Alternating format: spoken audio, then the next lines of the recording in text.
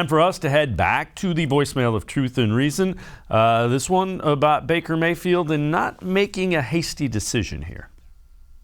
Hi, Steve Lannon. I've watched every game and tried to analyze it, but when it gets down to it, I think injuries is what really messed the season up, especially with Baker. So I think we don't want to overreact. Remember, we're the team that got rid of Bill Belichick and Nick Saban.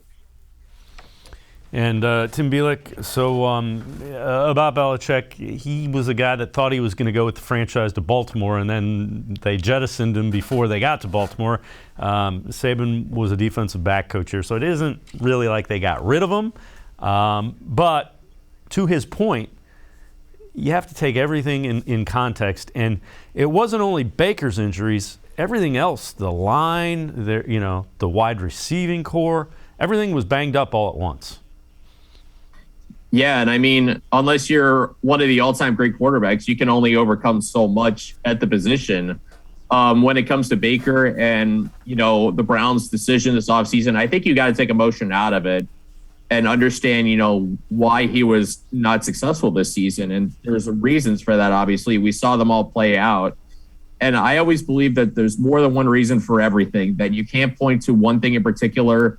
And with quarterback in particular, it's hard enough to play well when everything's functioning at its best.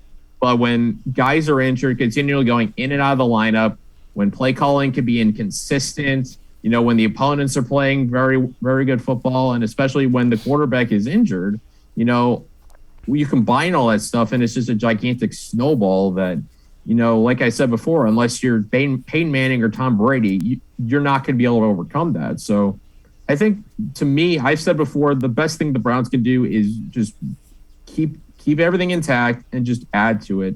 And I think if they panic and, decide to move on from him, I think that's a bad decision. And it's kind of one of those mistakes that you don't want to be on the wrong end of those unless you know for a fact he's not your guy. If you move on from him and he goes elsewhere and has a career like Drew Brees did in New Orleans, it's going to reflect badly on the organization for the next several decades, and that's the last thing that the Browns need.